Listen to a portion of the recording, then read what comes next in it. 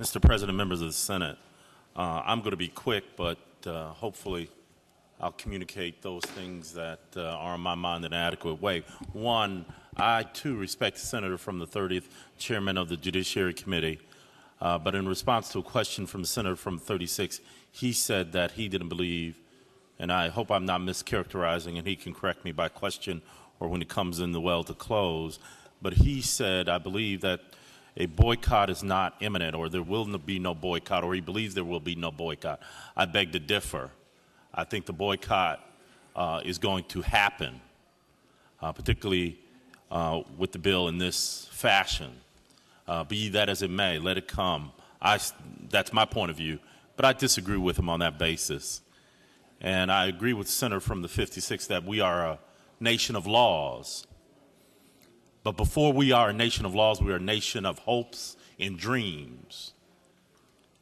The old philosophers said that before you could have a law in writing, you had to have a law in your heart. Natural laws, which informs the laws that we create.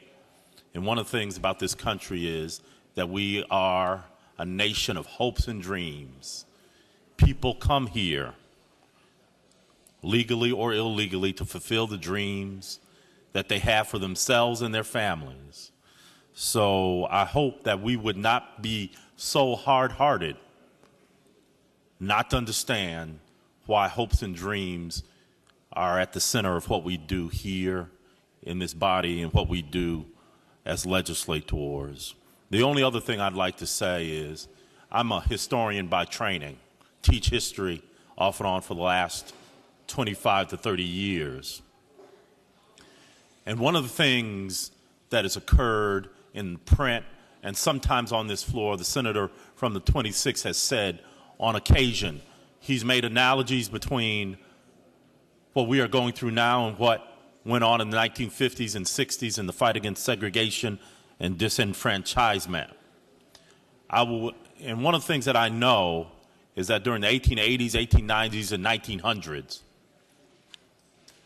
there began a steady stream of segregation laws in Georgia and other states throughout the South. A steady stream of segregation laws that took away the rights of African Americans, took away their voting rights, took away their social rights. And we are in the midst of a similar phase in the history of this country, the history of this state, and the history of our people, where we are targeting a certain class of people. And I know the senator from the 27th, his heart is pure when it comes to how he feels about other people. I know him, and I know he carries no antipathy toward his fellow man, whatever color they may be. And I believe that. But at the same time, whether it's our intent or not, we are in the midst, and we started a few years ago with bills introduced and passed in this body, putting restrictions on immigrants.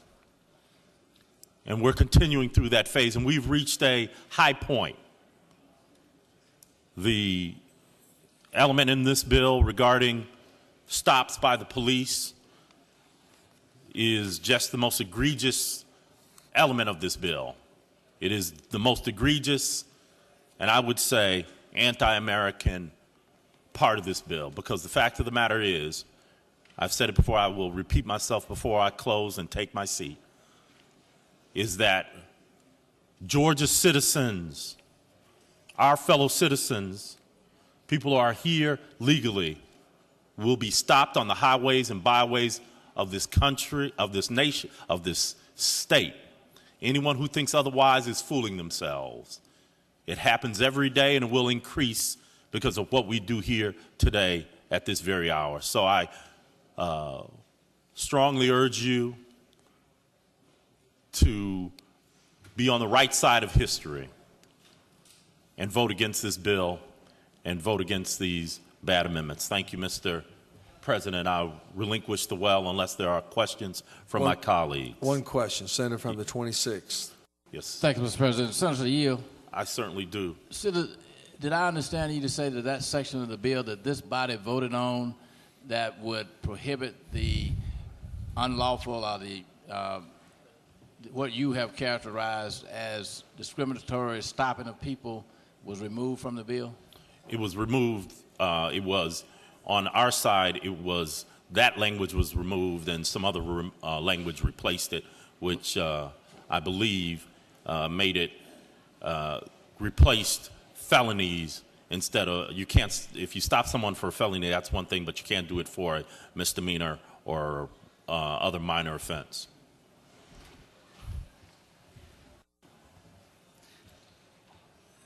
Chair recognizes Senator from 30.